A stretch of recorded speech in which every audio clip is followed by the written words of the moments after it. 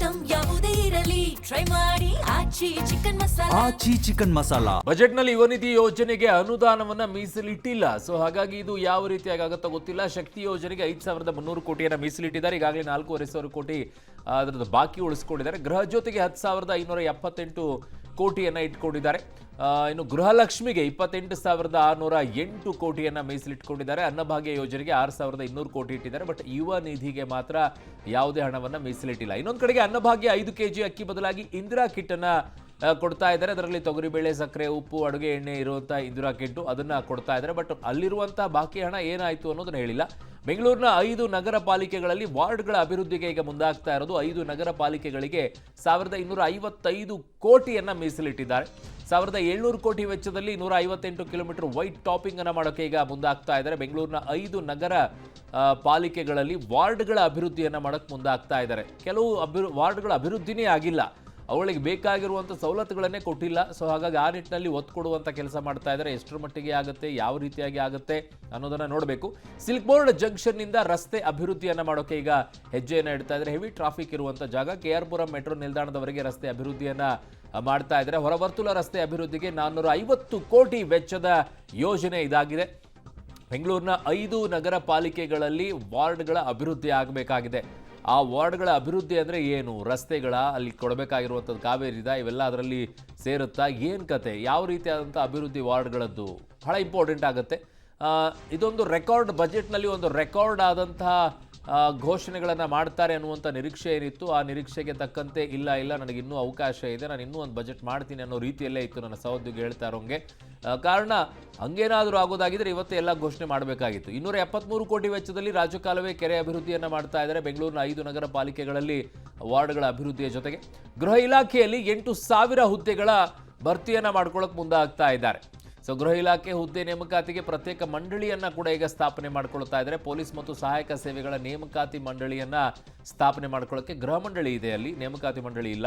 12 ಹೊಸ ಪೊಲೀಸ್ ಠಾಣೆ ಸ್ಥಾಪನೆಗೆ ಮುಂದಾಗ್ತಾ ಇರೋದು. ಅಗ್ನಿಶಾಮಕ ಸಿಬ್ಬಂದಿ ಆಹಾರ ಭತ್ಯೆ 300 ರೂಪಾಯಿಗೆ ಹೆಚ್ಚಳವನ್ನ ಮಾಡಿದ್ದಾರೆ. ಅಕ್ರಮ ಚಟುವಟಿಕೆ ತಡೆಗಟ್ಟಲು ಆಪರೇಷನ್ ಪರಿಶುದ್ಧೀಕರಣವನ್ನ ಮಾಡ್ತಾ ಇದ್ದಾರೆ. ಬೆಂಗಳೂರಿನ ಕೇಂದ್ರ ಕಾರಾಗೃಹಗಳಲ್ಲಿ ಮಾದಕ ವ್ಯಸನ ಮುಕ್ತ ಕೇಂದ್ರವನ್ನ ಸ್ಥಾಪನೆ ಮಾಡ್ತಾ ಇದ್ದಾರೆ. ಸೊ ಬಹಳ ಇಂಪಾರ್ಟೆಂಟ್ ಇದೆ ಮಾದಕ ವ್ಯಸನ ಮುಕ್ತ ಕೇಂದ್ರವನ್ನು ಸ್ಥಾಪನೆ ಮಾಡೋದು. ಜೊತೆಗೆ ಬಾಡಿ ಕ್ಯಾಮ್ರಾ ಕೂಡ ಅಲ್ಲಿ ಕೊಡ್ತಾ ಇದ್ದಾರಂತೆ. ಅವುಗಳೆಲ್ಲ ತಡೆಗಟ್ಟೋಕ್ಕೋಸ್ಕರ, ಅಲ್ಲಿ ಮೊಬೈಲ್ ಸಿಕ್ತು ಇದು ಸಿಕ್ತು ಅನ್ನೋದಕ್ಕೋಸ್ಕರ. ಈ ಕಡೆಗೆ ಸಾರಿಗೆ ಇಲಾಖೆಗೆ ಬರೋದಾದರೆ 1,000 ಡೀಸೆಲ್ ಬಸ್ಸನ್ನು ಖರೀದಿ ಮಾಡೋಕ್ಕೆ ಮುಂದಾಗಿದ್ದಾರೆ. ಎಲೆಕ್ಟ್ರಿಕಲ್ ಬಸ್ ಯೋಜನೆಗೆ 2,000 ಕೋಟಿಯನ್ನು ಮೀಸಲಿಡ್ತಾ ಇದ್ದಾರೆ.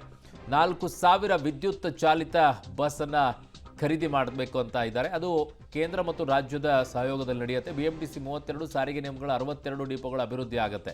ನನ್ನ ಸಹೋದ್ಯೋಗಿ ಈಗ ಸುಖೇಶಿಂದ ಮತ್ತಷ್ಟು ಮಾಹಿತಿಯನ್ನು ಪಡ್ಕೊಳ್ಳೋಣ. ಸುಖೇಶ್, ಈಗ ಇಡೀ ಬಜೆಟಲ್ಲಿ ನೋಡೋದಾದರೆ ಮೊನ್ನೆ ಅಷ್ಟೇ ಹೋರಾಟ ನಡೀತಾ ಇತ್ತು, ಉದ್ಯೋಗಗಳ ಭರ್ತಿಯನ್ನು ಮಾಡ್ಕೊಂಡಿಲ್ಲ, ಅಲ್ಲಿ ಬಾಕಿ ಉಳ್ಕೊಂಡಿದೆ ಅಂತೆಲ್ಲ.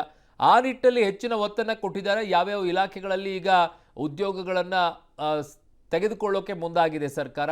ಘೋಷಣೆ ಮಾಡಿರೋದೇನಿದೆ? ಖಂಡಿತ, ಯಾಕಂದ್ರೆ ಸುಮಾರು 50,000 ಹುದ್ದೆಗಳನ್ನ ಭರ್ತಿಗೆ ಮೊದಲ ಹಂತದಲ್ಲಿ ಆದ್ಯತೆ ಮೇಲೆ ಮಾಡಬೇಕು ಅನ್ನುವಂಥ ಲೆಕ್ಕಾಚಾರ ಇತ್ತು. ಹಾಗಾಗಿ ಶಿಕ್ಷಣ ಇಲಾಖೆಗೆ ಸಂಬಂಧಪಟ್ಟಂತೆ ಕೂಡ ಆಗಿದೆ, ಅರಣ್ಯ ಇಲಾಖೆಗೆ ಸಂಬಂಧಪಟ್ಟಂತಾಗಿದೆ, ಪೊಲೀಸ್ ಇಲಾಖೆಗೆ ಸಂಬಂಧಪಟ್ಟಂತಾಗಿದೆ, ಜೊತೆಗೆ ಆರೋಗ್ಯ ಇಲಾಖೆ ಅಂದ್ರೆ ಇಲ್ಲೂ ಕೂಡ ಸುಮಾರು 2,500 ಏನು ಖಾಲಿ ಹುದ್ದೆಗಳಿದಾವೆ, ಅದು 2,000 ಹುದ್ದೆಯನ್ನು ನೇಮಕಾತಿ ಮಾಡಬೇಕಾಗಿರುವಂಥದ್ದು ಅರಣ್ಯ ಇಲಾಖೆಯಲ್ಲಿ ಅನ್ನುವಂಥದ್ದು. ಜೊತೆಗೆ ಪೊಲೀಸರು ಸುಮಾರು 8,000 ಪೊಲೀಸರ ನೇಮಕಾತಿ ಮಾಡಿಗೆ ಅಂದ್ರೆ ಏನು ಮಾತನ್ನ ಕೊಟ್ಟಿರೋ ಅದೇ ರೀತಿ. ಯಾಕಂದ್ರೆ ದೊಡ್ಡ ಮಟ್ಟಿಗಿನ ಒಂದು ಪ್ರತಿಭಟನೆ ನಡೀತು ಇತ್ತೀಚಿನ ದಿನಗಳಲ್ಲಿ. ಅಲ್ಲೂ ಕೂಡ ಹೆಚ್ಚುವರಿ ನೇಮಕಾತಿಗಳು ಆಗಿಲ್ಲ, ಇನ್ನು ಬಾಕಿ ಇದಾವೆ ಅನ್ನುವಂಥದ್ದು. ಇದೆಲ್ಲದರ ಮಧ್ಯೆಯಲ್ಲಿ ಒಳ ಮೀಸಲಾತಿಯ ವಿಚಾರಕ್ಕಾಗಿ ಒಂದಷ್ಟು ಗೊಂದಲಗಳಾಯಿತು. ನಿನ್ನೆ ತಡರಾತ್ರಿ ಕೂಡ ನಡೆದಂತ ಕ್ಯಾಬಿನೆಟ್ ನಲ್ಲೂ ಕೂಡ ಒಂದು ಕ್ಲಾರಿಟಿಗೆ ಬರಕ್ಕಾಗಲಿಲ್ಲ. ಆದ್ರೆ ನೇಮಕಾತಿ ಪ್ರೊಸೆಸ್ಗಳನ್ನ ಸ್ಟಾಪ್ ಮಾಡೋದು ಬೇಡ, ಅದನ್ನ ಸಿದ್ಧತೆ ಮಾಡ್ಕೊಂಡು ಒಳ ಮೀಸಲಾತಿ ಒಂದು ಟೆಕ್ನಿಕಲ್ ಕಮಿಟಿ ಮಾಡಿ ನಿರ್ಧಾರಕ್ಕೆ ಬರೋಣ ಅನ್ನೋ ತೀರ್ಮಾನವನ್ನು ಕೂಡ ನಿನ್ನೆ ಮಾಡಿದ್ರು. ಹಾಗೆ ಬಜೆಟ್ ನಲ್ಲೂ ಕೂಡ ಸಾಕಷ್ಟು ನಿರೀಕ್ಷೆಗಳಿತ್ತು. ಇಲಾಖಾವಾರು ಏನು ನೇಮಕಾತಿಗಳಿಗೆ ಆದ್ಯತೆಗಳು ಕೊಡ್ತಾರೆ, ಸುಮಾರು ಒಂದು 50,000-56,000 ನೇಮಕಾತಿಗಳು ಆದ್ಯತೆ ಮೇಲೆ ಆಗಬೇಕು ಅನ್ನುವಂಥದ್ದು ಇತ್ತು ಅನ್ನುವಂಥದ್ದು. ಅದಕ್ಕೆ ಪೂರಕವಾಗುವಂತ ರೀತಿಯಲ್ಲಿ ಒಂದಷ್ಟು ನೇಮಕಾತಿಗಳಿಗೆ ಇಲಾಖಾವಾರು ಘೋಷಣೆಗಳನ್ನ ಮಾಡಿರುವಂಥದ್ದು. ಸಹಜವಾಗಿ ಇದ್ದಂತ ಡಿಮ್ಯಾಂಡ್ಗೆ ತಕ್ಷಣಕ್ಕೆ ಸ್ಪಂದಿಸ್ತೀವಿ ಅನ್ನುವಂಥ ಭರವಸೆನೇ ಏನು ಸರ್ಕಾರ ಕೊಟ್ಟಿತ್ತು, ಅದನ್ನ ಫುಲ್ಫಿಲ್ ಮಾಡುವಂತ ಪ್ರಯತ್ನವನ್ನ ಮುಖ್ಯಮಂತ್ರಿಗಳು ಈ ಬಾರಿಯ ಬಜೆಟ್ ನಲ್ಲಿ ಮಾಡ್ತಾ ಇರುವಂತೆ ಕಾಣಿಸ್ತಾ ಇದೆ.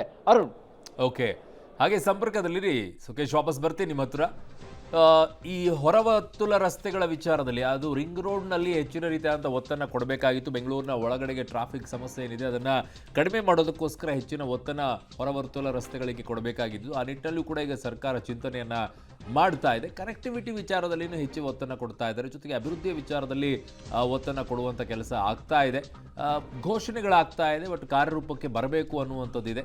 ಸಿಲ್ಕ್ ಬೋರ್ಡ್ ಜಂಕ್ಷನ್ನಿಂದ ರಸ್ತೆ ಅಭಿವೃದ್ಧಿಯನ್ನು ಮಾಡೋಕ್ಕೆ ಶುರು ಮಾಡ್ತಾರೆ. KR ಪುರಂ ಮೆಟ್ರೋ ನಿಲ್ದಾಣದವರೆಗೆ ಈ ರಸ್ತೆ ಅಭಿವೃದ್ಧಿ ಆಗುತ್ತೆ ಅನ್ನುವಂಥದ್ದು.